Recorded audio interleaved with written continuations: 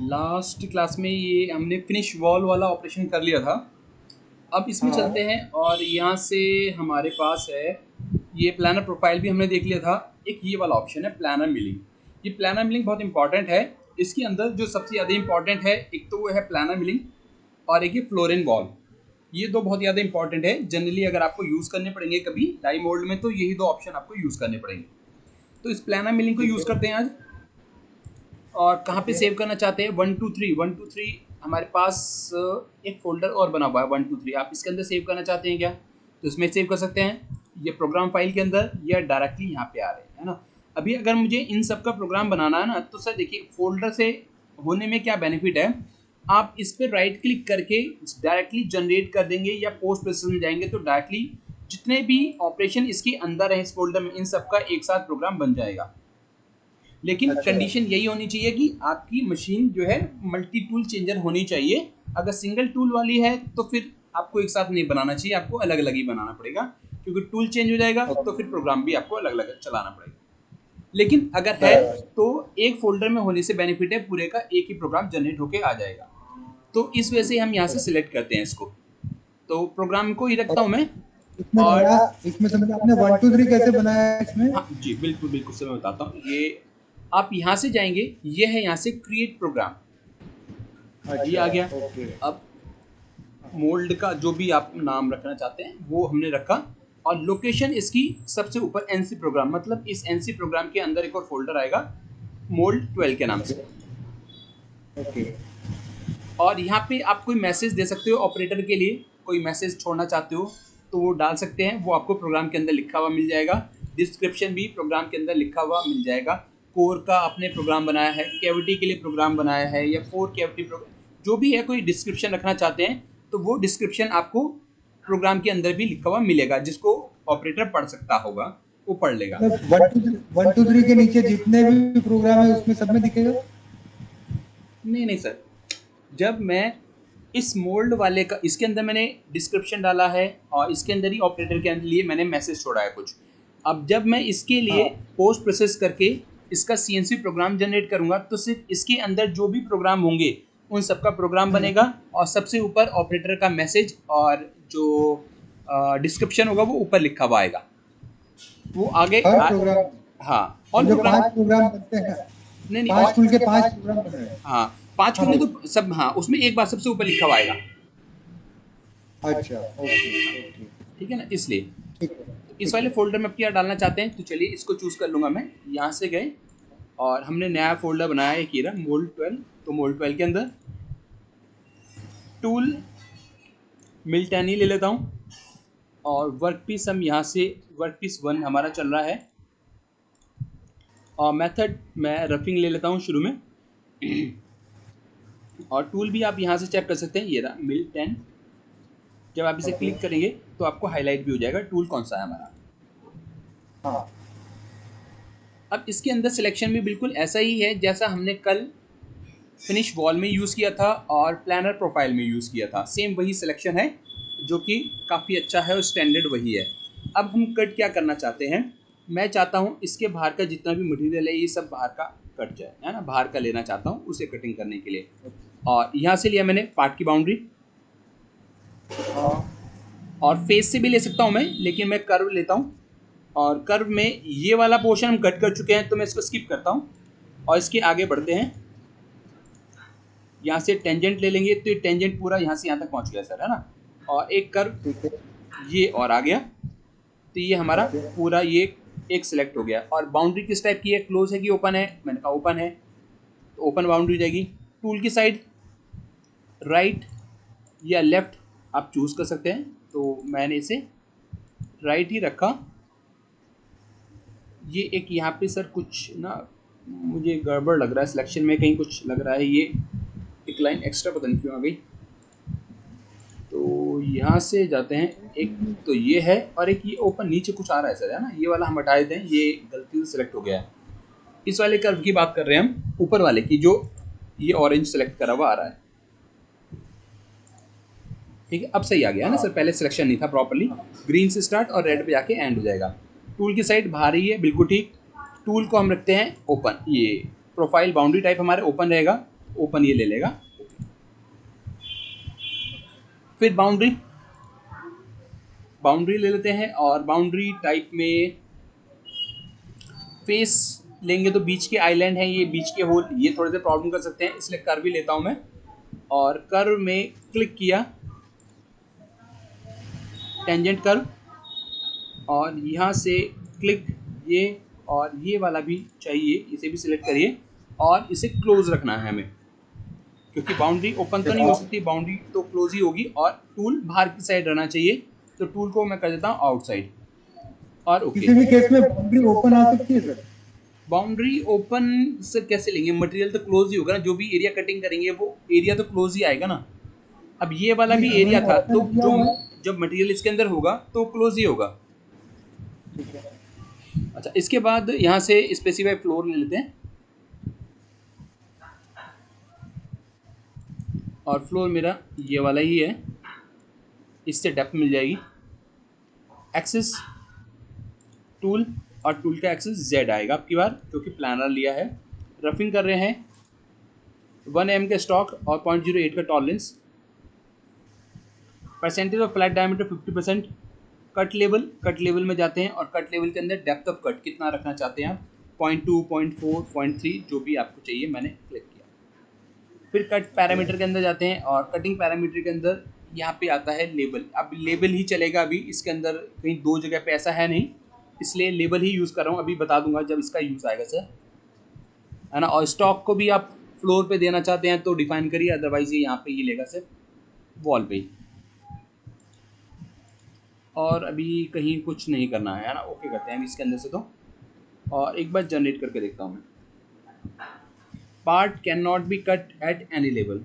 अब ये क्यों आ रहा है, इसका कारण ये है कि जो हमारा कट पैटर्न है वो है फॉलो पार्ट, तो फॉलो पार्ट ये कर नहीं पा रहा है। फॉलो पार्ट के थ्रू अगर हम करेंगे तो वो इसके चारों तरफ नहीं बन पा रहा है, उसके लिए मुझे यहाँ से प्रोफाइल करना पड़ेगा, तभी ये काटेगा। अब देखिए ये क्या होगा, ये अंदर की तरफ कटिंग कर रहा है, तो हमें जाना पड़ेगा पार्ट की बाउंड्री में, और टूल हमारा अंदर की तरफ है, इसे मैं करता हूँ लेफ्ट, तो बाहर की तरफ आ जाएगा, और फिर जनरेट करेंगे तो ये हमारा बाहर आ गया। ठीक है सर, इसको वेरीफाई करके देख लेते हैं।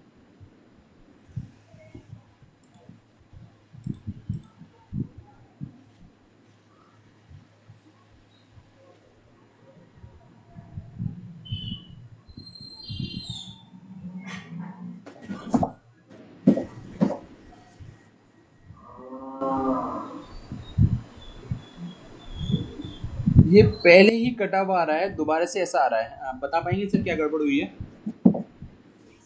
क्या हुआ सर? जब सर हमने इसको शुरू किया, हाँ, यहाँ से देखिए, यहाँ पे आते हैं, जब मैंने इसे स्टार्ट किया तो कटिंग जब शुरू हो रही है, तो जो IPW देखिए, ये तो पहले से ही कटा हुआ आ रहा है, किनारे का इधर भी कटा हुआ आ रहा है, नीचे तक पूरा।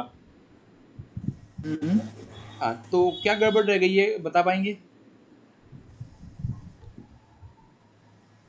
एक्सटेंड करना पड़ेगा बाउंड्री इसका। नहीं सर, असल में ये ना, जो काम हम कर चुके हैं उसी के ऊपर दोबारा से रिपीट हो रहा है, तो इट मीन्स कि हमारा जो वर्क पीस है वो हमने गलत चूज़ कर लिया है। जो वर्क पीस है, वर्क पीस वन लिया है, और इसके अंदर या तो हमने पहले कोई ऑपरेशन लिया है जिसके अंदर ये काम हो चुका है, तो वो एक बार ओके करते हैं और ऊपर चेक करते हैं कि हमने क्या इसे कट कर रखा था पहले, तो ये पहले कटा हुआ होगा। तो ये हमने एक फेसिंग किया था ऐसे, फिर एक प्लानर टेक्स्ट किया था, फिर प्लानर प्रोफाइल ये था जो कि हमने डिलीट कर दिया था, फिर फिनिश वॉल किया था, और एक फिर फिनिश वॉल किया था। पर वर्क पीस में ये चारों तरफ का हमें दिखा रहा है, आप भी ठीक जगह पे रहा है। तो जो इसका वर्क पीस है सर, लास्ट ऑपरेशन थोड़ा कम स्पीड में देखेंगे? नहीं सर, ये आ तो ठीक रहा है, इसमें पता है क्या सर गड़बड़ क्या है, जो इसका IPW बना हुआ आ रहा है ना, उस IPW स्पीड बिल्कुल कम करता हूँ सर, देखिए मैं ना आपको दिखाता हूँ। इसका जो IPW है वो IPW ये वर्क पीस वाला उठा रहा है। ये देखिए पहले से ही तो कटा हुआ है, जो हम काम कर रहे हैं ये तो पहले से कटिंग हो रखी है नीचे तक पूरी की पूरी, सही है। है ना। तो ये नहीं आना था, ये गड़बड़ हो गया है, ये कि नीचे का क्यों ले रहा है, ये गलत ले रहा है यहाँ से, है ना। ये जो वर्क पीस ले रहा है, हमने वर्क पीस 1 ही लिया है, जो कि हमारा ठीक है ना। वर्क पीस 1 ये वाला नीचे वाला है, तो वर्क पीस 1 तो हम ठीक ले रहे हैं, लेकिन फिर भी ये यहाँ से इसे उठा रहा है। तो मैं एक बार ओके करता हूँ और इस वाले को डिलीट करता हूँ। अब सिर्फ ये मेरे पास बचा है और इसे जनरेट किया मैंने, और फिर वेरीफाई करते हैं। अब देखिए सर, है ना, अब ठीक आ रहा है, है ना। हमने जितना काम किया है उतना मटेरियल बचना चाहिए ना, IPW में उतना ही बच रहा है। अब ये कटिंग भी कर रहा है। तो कई बार क्या होता है, जब हम एक में ही 2 बार लेते हैं तो ये IPW पीछे वाले वर्क पीस का भी उठा लेता है, इसकी मेमोरी में सेव हो जाता है। तो कई बार प्रॉब्लम आती है, तो इसलिए मुझे ऊपर वाला भी डिलीट करना पड़ा फिलहाल के केस में। और स्टॉक हमने जो 1 AM का स्टॉक इसमें छोड़ा था वॉल पे, तो बचा हुआ आ रहा है, रफिंग का ऑपरेशन चल रहा है। अभी सर ये जो साइड पे है वो मशीनिंग के टाइम में तो समझो अंदर की बाजू अगर गिर गए हाँ तो एक्सीडेंट करेंगे। जो अभी बच रहा है उसको कहीं पे भी नीचे से या कहीं से भी क्लैंप तो है नहीं। हाँ जो स्टॉक बचा हुआ आउटर बाउंड्री पे दिखा रहा है जी। तो सर उसको कैसे निकाल पाएंगे? सर इसके लिए फिर या तो हमने जो कल वाला ऑपरेशन किया था वो लगाएंगे, जिसके अंदर हमारे पास थे नंबर ऑफ पासेस वाला। यहाँ पे नंबर ऑफ पासेस थे, ये यहाँ से एडिशनल पासेस, तो उन पासेस के थ्रू मैं इसे कट कर सकता हूँ, है ना। या फिर ये टेबल पे रखा होगा तो साइड का बचेगा वो अलग हो जाएगा। तो हम इसको लेते हैं, इसे डबल क्लिक करता हूँ, एडिट। अब प्रोफाइल में जाने के बाद ये है एडिशनल पासेस, आप लेना चाहते हैं 3, तो 3 एडिशनल पासेस मुझे और मिल जाएंगे, तो ये 4 हो गए। ओके, अब चलते हैं।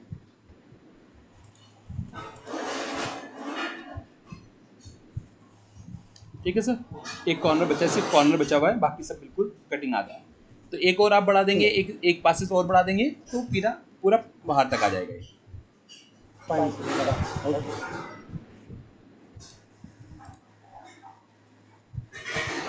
अच्छा, एक ट्रिम बाउंड्री वाला जो है, इसके लिए सर मुझे ना कुछ बनाना पड़ेगा, ये तब चलेगा, है ना, ट्रिम वाला। तो मैं आपको या तो कल देखता हूँ, एक बना के रखूँगा मैं कुछ, है ना, तब फिर इसके अंदर से हम कर लेंगे इसे ट्रिम वाले को। या ट्रिम वाला हम एक मैं देखता हूँ फ्लोर एंड वॉल के अंदर अगर आता है तो मैं फ्लोर एंड वॉल के अंदर आपको बता दूंगा। फ्लोर एंड वॉल के अंदर ट्रिम आ रहा है, ठीक है। फ्लोर एंड वॉल के अंदर सर मैं आपको बताता हूँ इस ट्रिम वाले को कैसे यूज़ करना है।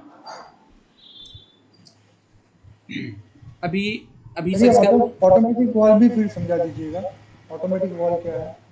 ऑटोमेटिक वॉल, और इसमें इस वाले केस में तो नहीं चल पाएगा। चलिए सर, मैं इसके लिए अलग से बना के रखूँगा, इसे अभी छोड़ देता हूँ मैं आपको कल बता दूंगा। ये वाला है ना, कुछ मॉडल बनाना पड़ेगा। तो हमारे पास फेस मिलिंग मैनुअल है, बाउंड्री वाला हमने कल कर लिया था, प्लानर मैंने आपको बता दिया, प्लानर प्रोफाइल बता दिया जी। मैनुअल मतलब मैनुअल वाला बताता हूँ, ये अभी बताया नहीं सर। मैनुअल वाला जो है ना, ये भी बचा है, यही बता देता हूँ। चलिए सही, इसी को देख लेते हैं। देखिए, अब ये वाला मेरे पास एक पार्ट है, और मैनुअल में क्या है, थोड़ा सा चेंज है बस। खाली इस पे जाके क्लिक करता हूँ तो देखिए इसका जो कटिंग के जो टूल पाथ आ रहा है वो थोड़ा एकदम अलग अलग आ रहा है ना। तो उसका कारण क्या है, मैं एक बार से डिलीट कर देता हूँ, और वर्क पीस में जाके पार्ट जो है वो हमने लिया, ब्लैंक, ये डिफाइन कर दिया, ओके। ठीक है। और अब क्रिएट ऑपरेशन में जाके मैं यहाँ से लेता हूँ फेस मिल मैनुअल, और प्रोग्राम के अंदर सेव होना चाहिए। टूल 8 का एंड मिल ले रखा है, रफ करना चाहते हैं, ओके। अब यहाँ से लेते हैं कटिंग एरिया। कटिंग एरिया मेरा ये वाला है, सिर्फ मैं ये बाहर का कटिंग कर रहा हूँ। और ऑटोमेटिक वॉल क्या करेगा, या तो आप वॉल को सिलेक्ट करिए, ये सारी इसकी वॉल्स हैं, ये वॉल आप सिलेक्ट करिए। या तो अगर यहाँ से नहीं करना चाहते तो कोई बात नहीं, आप ऑटोमेटिक कर देंगे तो ये ऑटोमेटिकली सिलेक्शन में ले लेगा, इस फेस से कौन सी वॉल टच कर रही है वो आ जाएंगी। अभी अंदर की वॉल नहीं आई ना सर, अभी अंदर की वॉल नहीं आई है, क्योंकि हम सिर्फ बाहर का कटिंग कर रहे हैं। अगर मैं जाता हूँ और ऐड करके एक अंदर का फेस भी ले लेता हूँ, तो अब जो ऑटोमेटिक वॉल का क्या करना चाहिए, अंदर को भी सिलेक्ट करना चाहिए वॉल में भी। तो अब आप देखिए अंदर की वॉल भी सिलेक्ट हो रही है। ओके, तो अभी वाले मैनुअल के लिए मैं अंदर का नहीं लेता हूँ, सिर्फ बाहर का लेता हूँ ताकि आपको प्रॉपरली विजिबल हो जाए। Tool axis normal to first face, जहाँ पे फेस सिलेक्शन करने के लिए आएगा वहाँ पे नॉर्मल टू फेस आ जाएगा अपने आप ही, और नहीं आ रहा है तो आप जेड एक्सिस ले सकते हैं। रफिंग है, अब यहाँ पे जो कट पैटर्न आता है ना सर, वो आएगा मिक्स्ड। यही इसके अंदर एक चेंजेस है, फ्लोर एंड वॉल, और इसके अंदर जो चेंज है वो ये कट पैटर्न का ही चेंजेस है। परसेंटेज ऑफ फ्लैट डायमीटर ये 75% मैंने ले लिया स्टेप ओवर। ब्लैंक कितना है अभी मैं चेक करना चाहता हूँ, तो एक काम करते हैं, यहाँ से एनालिसिस में जाके मेज़र करता हूँ मैं, और इसकी हाइट को एक बार मेज़र कर लेते हैं कितनी है, उसके अकॉर्डिंग ही फिर हम इसे डिवाइड करके कट कर लेंगे।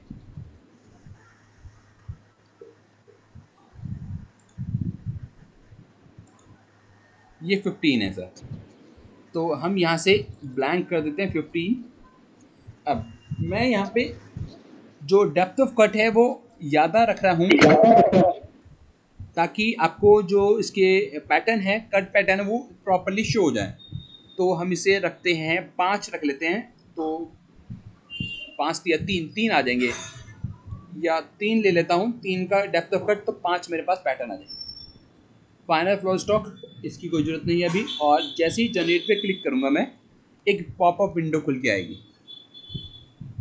अब यहाँ पे 3 मैंने कट लिया है और 15 मेरी डेप्थ है, तो 5 यहाँ पे आएंगे, तो 1 2 3 4 5 लेवल आ रहे हैं। तो जब मैं पहला लेवल कटिंग करूँगा उसके अंदर पैटर्न कैसा रहना चाहिए, मैंने यहाँ से लिया ये जिग जैग। तो देखिए इस तरीके का जिग जैग में कटिंग करेगा ये। जब पहला लेवल काटेगा तो पहले लेवल में जिग जैग पैटर्न में काम करेगा और ये कटिंग करेगा। फिर सेकंड वाले में मैं गया और सेकंड वाले में मैं लेना चाहता हूँ जिग। अब सेकंड वाले में जो आपको ये ब्लू दिख रहा है साइन कलर, इसके अकॉर्डिंग जिग काटेगा, जिग जैग नहीं जिग काटेगा। नेक्स्ट वाले में मैं चाहता हूँ ये कटिंग करना चाहिए फॉलो पैराफेरी के अकॉर्डिंग कटिंग करेगा। नेक्स्ट जाता हूँ और नेक्स्ट मैं लेता हूँ फॉलो पार्ट, तो पार्ट के अकॉर्डिंग फॉलो करता हो जाएगा। ये ऑरेंज वाला देखिए आपको शो हो रहा होगा पार्ट के अकॉर्डिंग।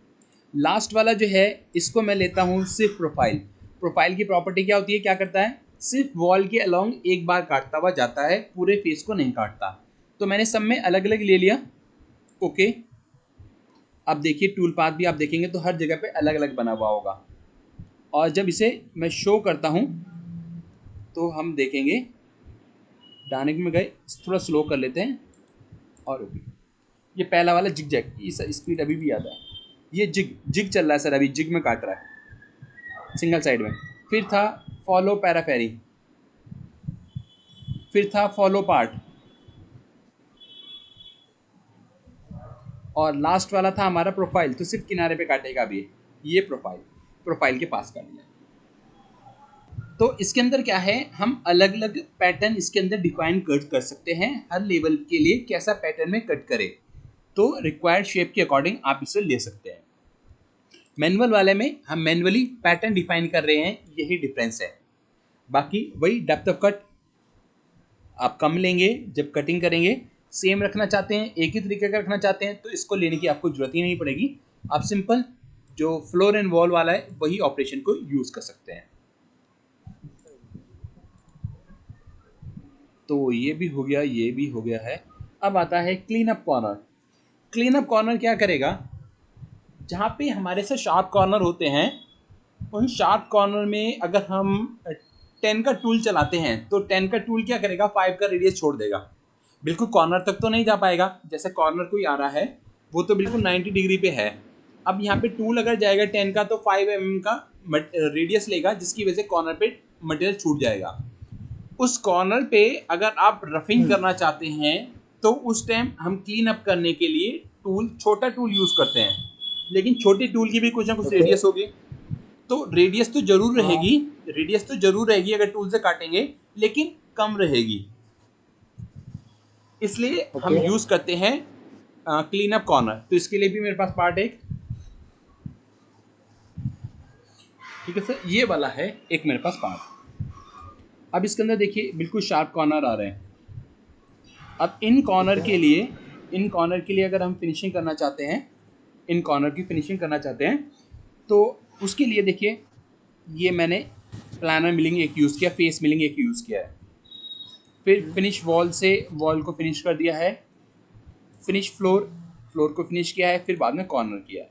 अब यही वाले 4 चीज़ें मैं इस वाले पॉकेट में करने वाला हूँ, या इस वाले में कर लेते हैं, इसमें कर लेते हैं, तो आपका रिपीट भी हो जाएंगे, ये ऑप्शन जो है आपके रिपीट भी हो जाएंगे। एक बार जो हमने कर रखे हैं वही वाले हैं। टूल भी अगर लाना चाहते हैं तो नया टूल भी मैं ले आता हूँ, या इसी से काम कर चलना चाहते हैं तो इससे भी हम काम चला सकते हैं ना।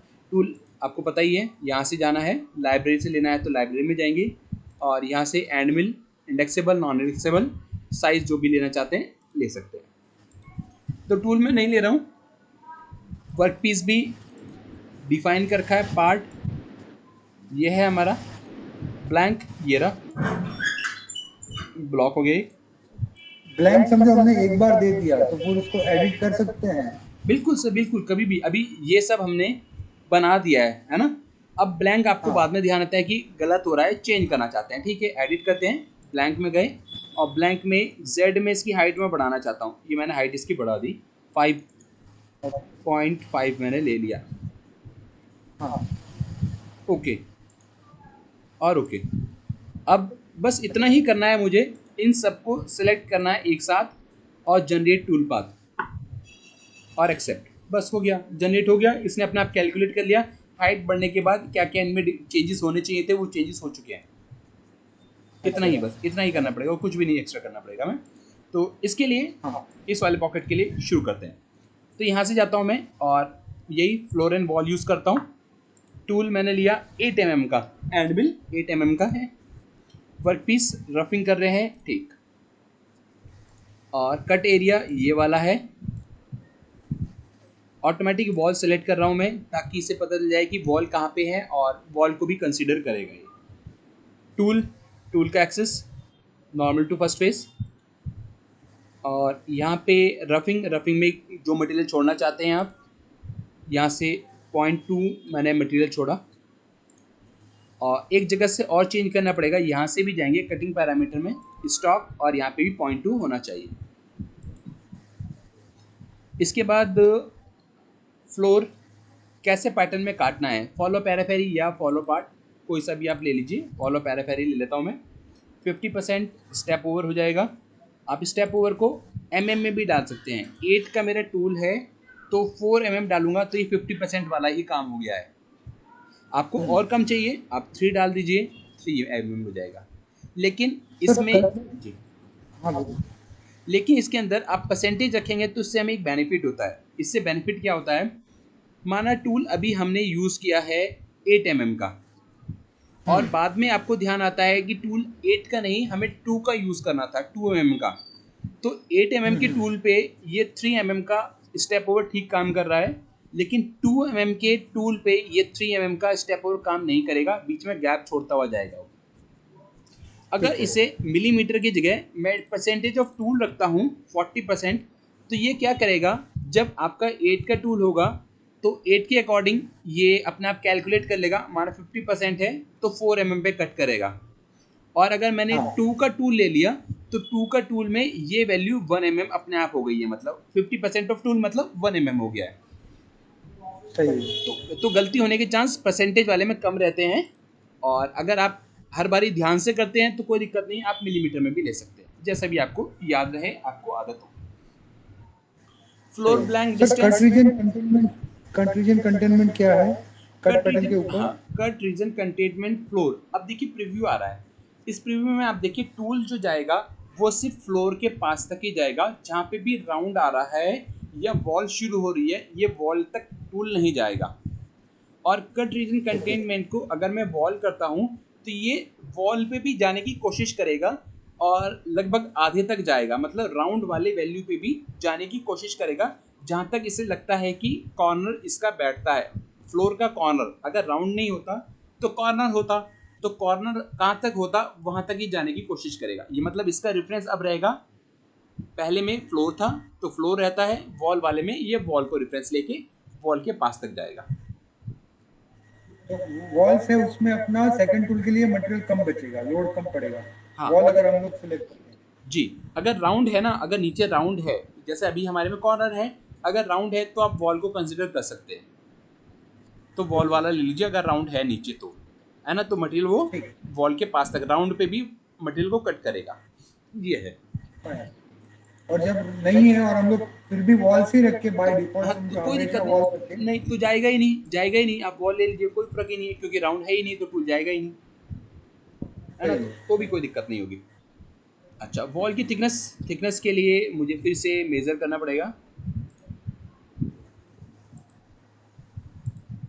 17, तो इसे मैं 17 कर देता हूँ, और डेप्थ ऑफ कट 1, और ये वाला उस दिन चल नहीं रहा था, आज ट्राई करके देखते हैं चलता है कि नहीं चलता है।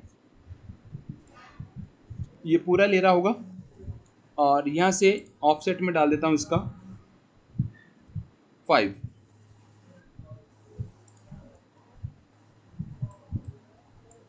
तो समझो 17 की जगह हमने 20 डाल दिया है, 17 ही, तो दिक्कत होगी? कोई प्रॉब्लम नहीं है, हवा में चलेगा थोड़ा सा, और कई बार ठीक भी चलेगा। मैं एक बार दिखा देता हूँ आपको डाल के, ये तो अभी नहीं शो कर रहा, इसे मैं करता हूँ माइनस,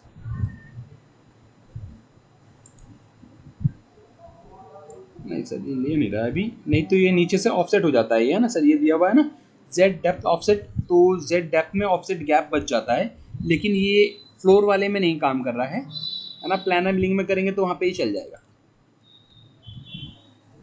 राइट क्लिक करके बैकग्राउंड को मैं वापस नॉर्मल कर देता हूँ ग्रेडियंट, और शेडिंग को ऑन। अच्छा अच्छा, अभी कहते 20, अगर फ्लोर ब्लैंक डिस्टेंस मैंने 20 डाल दिया और जनरेट, तो ये हवा में जाएगा, हवा में जाएगा यहाँ से ऊपर की तरफ, एग्जैक्टली 17 था लेकिन 20 ले लिया तो 3 mm ऊपर निकलेगा, नीचे की तरफ नहीं जाएगा, नीचे तो हमने डिफाइन कर दिया फेस, तो नीचे तो फिक्स हो गया, इस फेस से नीचे नहीं जाएगा, ओके ये कटिंग जो एरिया हमने ले लिया था। और ओके, बस चेक करना चाहते हैं अगर तो एक बार मैं चेक करा देता हूँ, वैसे इसकी कोई खास जरूरत है नहीं। अब देखिए सर यहाँ पे राउंड छोड़ रहा है ना, ये राउंड आ रहा है, और ये हमने ऊपर तक एक्स्ट्रा भी बढ़ाया था तो इसकी वजह से ऊपर भी मटेरियल हमें दिखाई दे रहा है। अच्छा, इसके बाद फिनिश वॉल, वॉल को फिनिश करना चाहते हैं, ये हमने ऑप्शन यूज़ किया था फिनिश वॉल वाला कल, वही वाला ऑप्शन है, सेम सब कुछ, फिनिश कर देते हैं इसे, ओके। और यहाँ से जाके बाउंड्री कर्व, टूल बाहर जा रहा है अंदर की तरफ, ओके, ब्लैंक,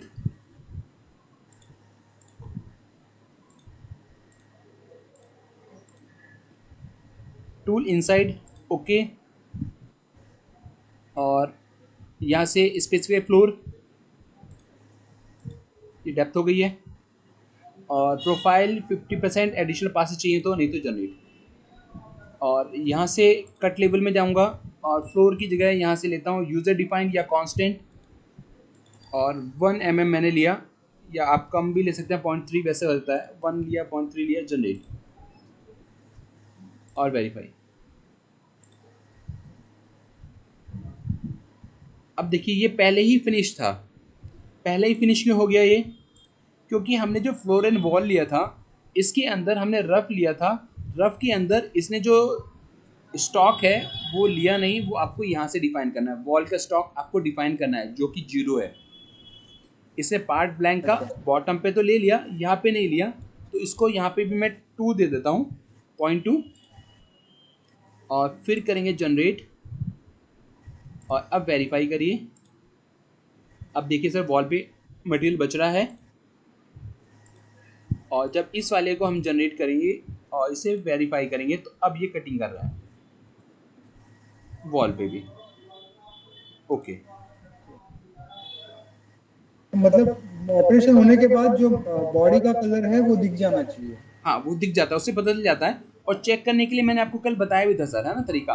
सबसे ज़्यादा जो सही तरीका है वो ये है कि आप एक बार क्लिक कर लो, पूरा हो गया। अब मुझे यहाँ पे डाउट आ रहा है मटेरियल कितना बचा है कि नहीं बचा है, तो मैंने आपको ये बताया था एनालाइज, यहाँ से आप एनालाइज कर लीजिए। तो ये कलर में हर पॉइंट पे वैल्यू दिखा देगा। अब देखिए यहाँ पे आ गया ये पूरा का पूरा, है ना। तो यहाँ से पॉइंट लेंगे और जिस पॉइंट पे क्लिक करूँगा वहाँ पे वैल्यू आ जाएगी 0, कोई मटेरियल नहीं बचा। आप कॉर्नर पे देखिए, कॉर्नर पे क्लिक करता हूँ 0.9 का मटेरियल बचा हुआ है, और यहाँ पे क्लिक किया ये रहा 0 का ही है। बॉटम पे क्लिक किया, बॉटम पे भी अभी 0 ही आ रहा है। तो कलर आप यहाँ से चेक करके ले सकते हैं कितना मटेरियल कौन सी जगह पे बचा हुआ है। और ये हमें जनरली कब यूज़ ज़्यादा करना पड़ता है, जब हम फिनिशिंग करते हैं। तो फिनिशिंग के लिए माना हमने छोड़ रखा है 0.1 का मटेरियल बचा हुआ होना चाहिए, उसके बाद हम फिनिशिंग करेंगे। तो आप चेक कर लीजिए फिनिशिंग करने से पहले कि 0.1 से ज़्यादा मटेरियल कहीं बच तो नहीं रहा है। अगर बच रहा है तो कोई ऑपरेशन लगा के आपको वो रिमूव करना पड़ेगा और उसे लिमिट 0.1 तक लेके आना पड़ेगा। अच्छा सर, ये हमने 20 लिया इसलिए 3 mm ऊपर लिखा है अगले वाले में। कौन सा सर, तो कौन सा 3 mm किया। अब नेक्स्ट ऑपरेशन मैं ले लेता हूँ क्लीन अप कॉर्नर। ये फिनिश फ्लोर, अगर फ्लोर पे मटेरियल बचा हुआ है तो उसके लिए यूज़ करेंगे इसको लेता हूँ मैं, और 8 mm का ही फिनिश, ठीक। और सब कुछ सेम सिलेक्शन, पार्ट की बाउंड्री, फेस, तो ये फेस नीचे वाला सिलेक्ट कर लिया मैंने। टूल बाहर जा रहा है, टूल अंदर की तरफ। आप कर्व से भी सिलेक्ट कर सकते हैं। फेस सेम यही फेस, और स्पेसिफाई फ्लोर, फ्लोर भी मेरा यही है। और फिनिश 0, 50%, फॉलो पार्ट और जनरेट। तो ये अब जो जनरेट करेगा ना, ये सिर्फ बॉटम पे ही जनरेट करेगा सर, सिर्फ बॉटम वाले फेस पे ही। और इसके अंदर डेप्थ ऑफ कट नहीं आएगी, क्योंकि फिनिशिंग के से पहले हम जो मटेरियल छोड़ते हैं वो इतना छोड़ते हैं कि सिर्फ एक ही बार में कट कर दे वो, वहाँ पे फिर डेप्थ ऑफ कट नहीं लेंगे हम। ओके और ओके, तो ये फिनिशिंग का हो गया। अब है क्लीन अप कॉर्नर। इसके लिए आपको टूल जो है वो चेंज करना पड़ेगा। अब छोटा टूल होगा तो कॉर्नर पे जाएगा और वो कटिंग कर सकता है। तो यहाँ पे एक और चीज़ याद रखनी पड़ेगी। क्लीन अप कॉर्नर लिया, और टूल है हमारा, अब वाला है 1, और जो पहले वाला रेफरेंस टूल है वो है 2। तो मैं 2 mm के टूल से कट करता हूँ। Finish work piece, okay. और यहाँ से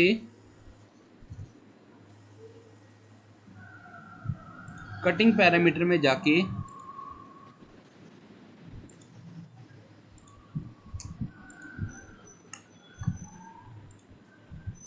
क्लीन अप कॉर्नर, पार्ट की बाउंड्री,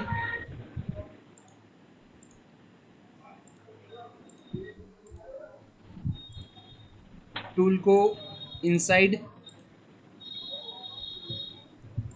ब्लैंक की बाउंड्री,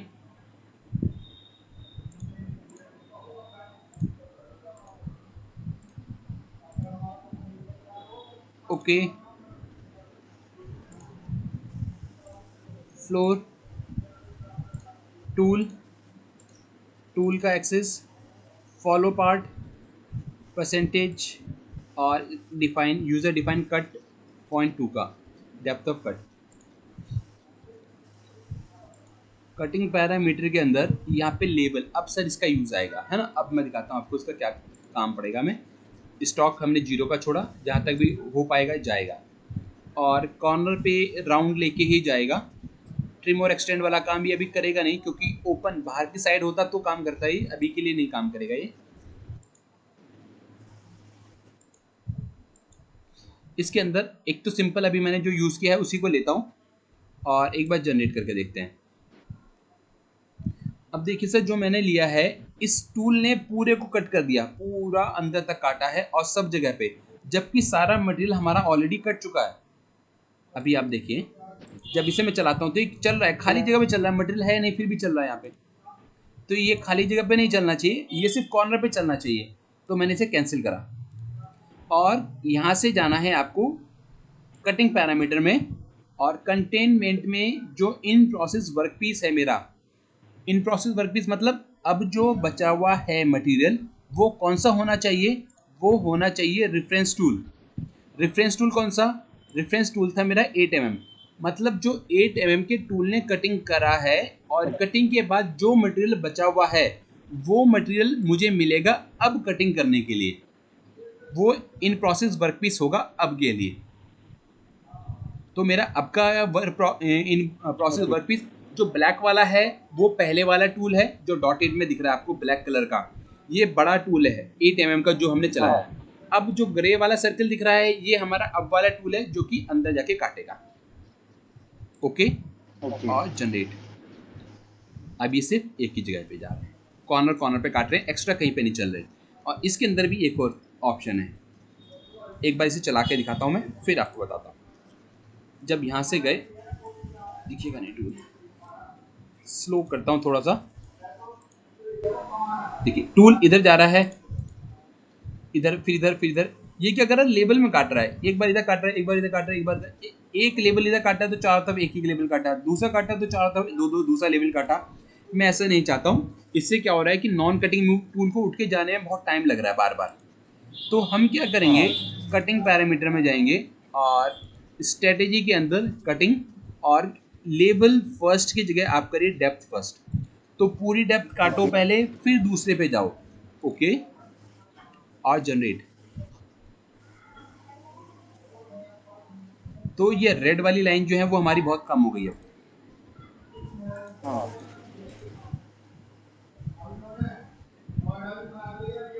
टूल की लेंथ जरूर चेक कर लेंगे कि ऐसा नहीं होना चाहिए कि होल्डर हमारे से टकरा रहा होगा, है ना, बस वो चेक करना पड़ेगा।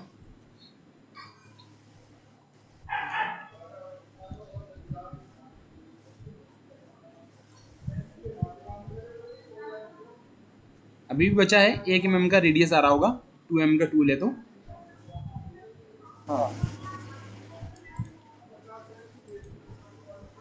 और ओके। सो इसके अंदर ऑटोमेटिक चेक हो सकता है टूल के साथ, ऑटोमेटिक टूल की कंडीशन तो हमने डाल दी है कि इतने का अपना, हाँ बिल्कुल सर, वो ना असल में टूल का जो हमने आर्बर जी